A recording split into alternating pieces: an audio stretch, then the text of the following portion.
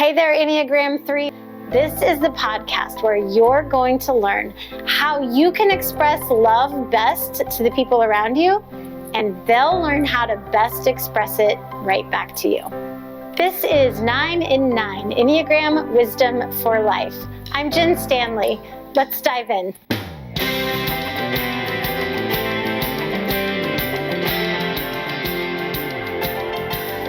So you all may already know this, but I am an Enneagram 3.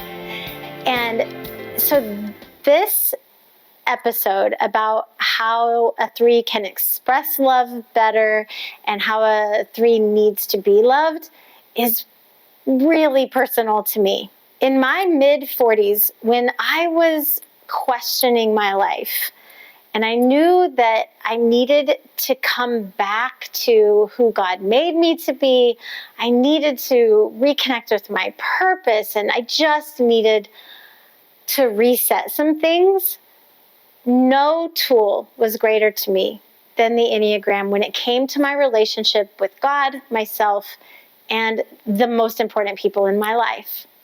And so my relationship with my husband, my children, and my very best friends have dramatically improved and been deeply impacted from the wisdom of the Enneagram. And I think, honestly, the changes I've seen in my own life is why I'm so passionate about sharing it with you.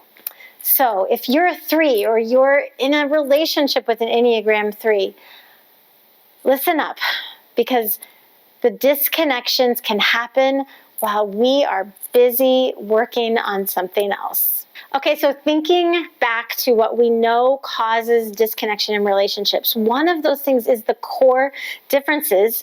And for a 3, heart-centered, definitely reading the emotions of the room around them, very aware of other people's emotions, however, very unaware of their own emotions, feeling they don't have time to process emotions, feeling that emotions get in the way of progress. And so 3s can become very emotionally detached, even though they are a heart-centered number.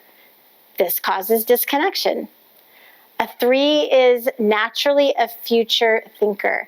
And so where a 3 enjoys planning and thinking into the future and dreaming, it can be hard on their friends and their relationships, their partners. It can be very hard for them to keep up with that. And they may even feel like it's unrealistic because it's so far out in the future. Now, an important core difference for the 3 is that core emotion of shame. And so a 3 may react to someone or to a situation solely to get rid of, to numb, to move past that pain of feeling sad or grief or shame. Those core emotions are uncomfortable, and a 3 will want to move past them quickly. And so that core emotion really does play a major role in relationships. Now, expectations for the 3. A 3 is going to expect a successful marriage. They're going to expect successful friendships. They're going to expect to be working together towards big dreams and goals. And they're going to expect to stay pretty busy all the time. And those expectations can be really hard in relationships. When a 3 needs connection, when they are bidding for connection, what the 3 really needs to know is that they are loved for who they are, not what they do, not what they accomplish, not their title at work, not their success.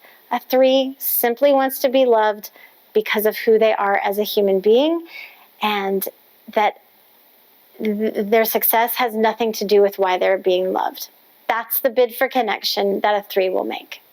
Okay, Enneagram 3, if I could pick out a heart that you could give to the people in your life that you love the most, it would say, slow down.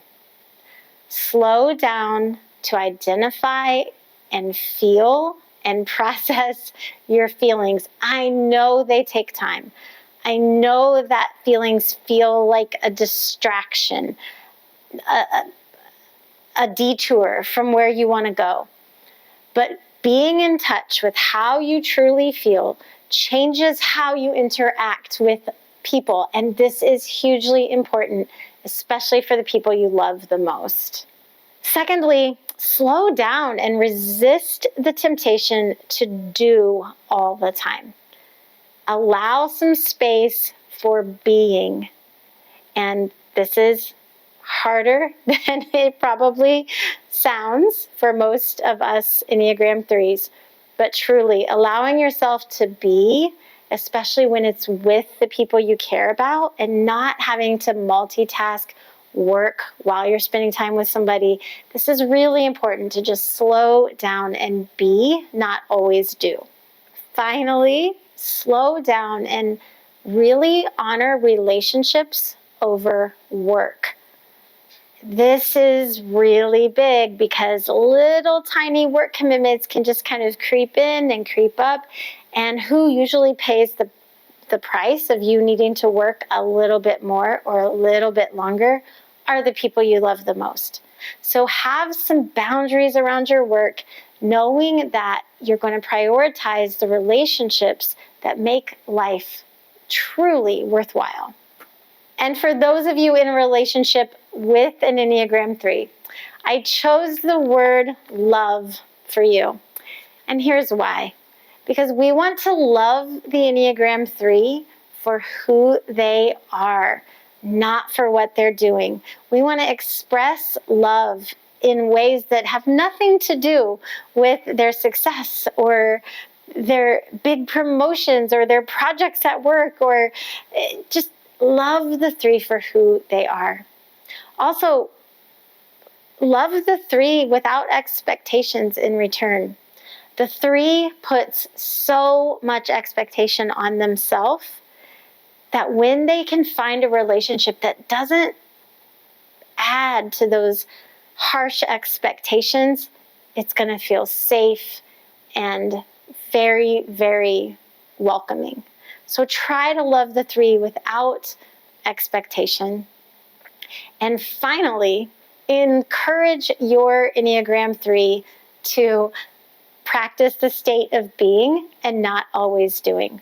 Now, this takes time and it takes practice, but with your help, encouraging them to put the work down, doing something together, something fun, something that allows the 3 to relax, that is going to be the key to staying connected with your Enneagram 3.